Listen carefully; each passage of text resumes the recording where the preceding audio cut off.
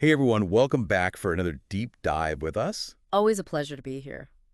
Today we're going to be diving into something, uh, a topic that I think a lot of us are going to have to face at some point in our lives, Mm.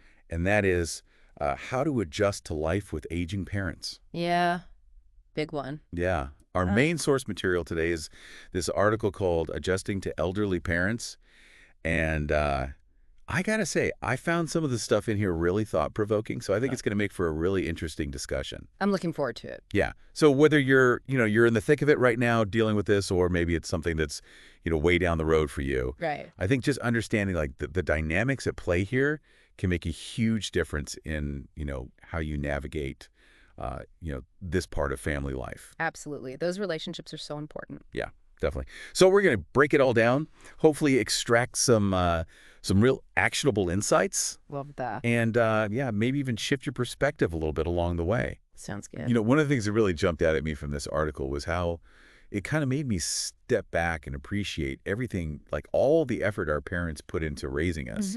Oh, for sure. It's like when you're a kid, you don't even think about it. You just take it for granted. Totally take it for granted, right? Yeah. But all those years of like, them being there for us, all the sacrifices they made. Yeah. All the time and energy, the love, the worry. Yeah.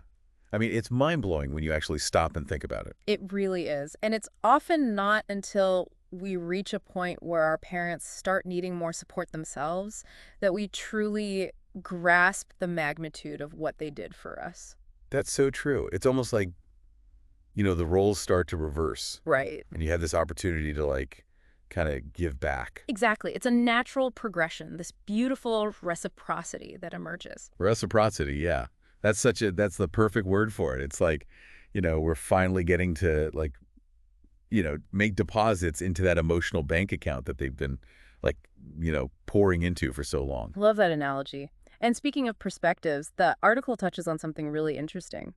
How different cultures approach this whole dynamic of aging Oh, parents. yeah, that was fascinating. It is, isn't it? Some cultures, it's totally normal to have multiple generations living under one roof, whereas others, it's more, well, independent living is emphasized. Yeah, yeah. It's like a totally different mindset. Like, think about your own family growing up. Did you have grandparents living with you? We did for a while, yeah. My grandmother on my mom's side. It definitely shaped my understanding of family. Yeah. It makes you realize how much our own upbringing kind of colors how we see all this. Absolutely. And those cultural nuances can have a huge impact on the decisions we make as our parents age. We think back to how they cared for us, and now we're faced with figuring out the best way to support them as their needs change. Right, right.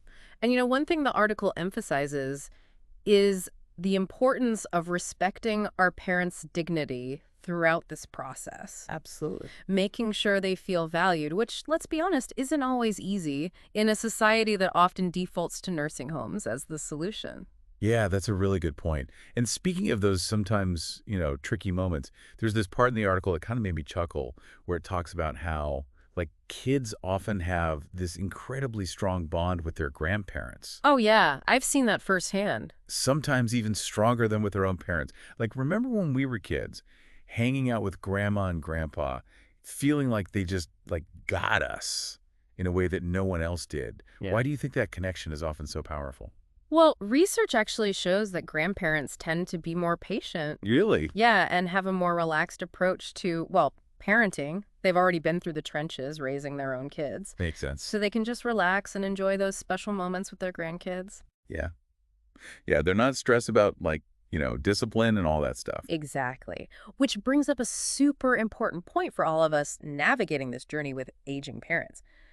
Patience, patience, patience. You can't say it enough. Seriously. Right. As our parents get older, their behavior might change.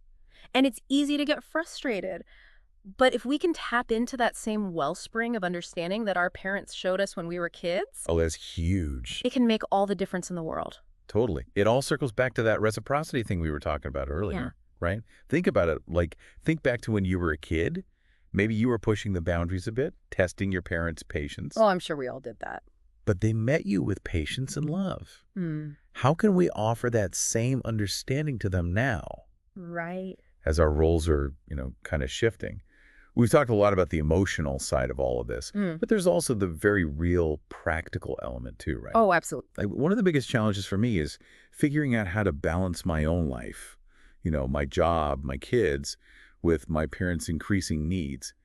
It can feel overwhelming I sometimes. hear that. It's like trying to juggle a dozen things at once while walking a tightrope. And that's where having a strong support system is so crucial. And knowing what resources are out there to help. Oh yeah, the resource. I feel like so many people don't even know where to start with that. Right. And there's so much available. Organizations, communities, all dedicated to helping families navigate elder care. Whether it's finding in-home assistance, exploring assisted living options, even just getting advice on legal and financial matters, there's help out there. That's good to know. It really is. And remember, asking for help doesn't make you any less capable or loving as a child. In fact, it often allows you to provide better care for your parents in the long run. You can't do it all alone. Totally agree.